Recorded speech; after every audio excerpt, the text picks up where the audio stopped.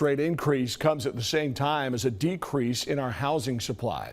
Gwendolyn Ducree talked with a Knoxville family of 10 having a tough time finding a home they can afford. 730 days of worrying. In the last 2 years, I have been stressed to the max. Constance Venable, her husband, and their 8 children have gone weeks on end not knowing where they'll lay their heads at night.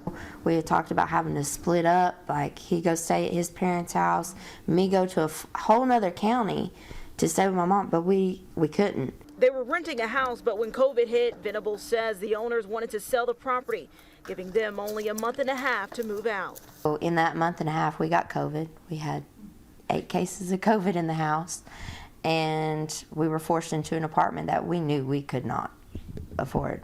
She says while living in that apartment, rent went up nearly $700 a month.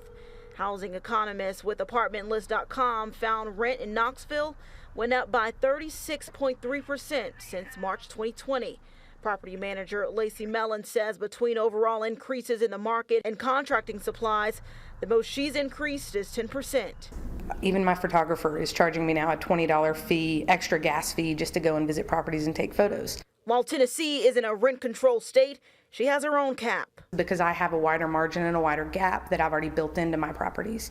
So that's what I do as a personal investor so that I don't have to do rent increases every year onto my tenants, because my tenants are my lifeline. If they're happy, I'm happy. Happy, like Venable and her family, who were eventually able to find themselves in a better position. But not one day goes by where that worry leaves. Our income doesn't balance out, so eventually we're going to come to another moment of, so what do we got to do to come up with the rest of this rent? In Knoxville, Gwendolyn Ducree, WVLT News.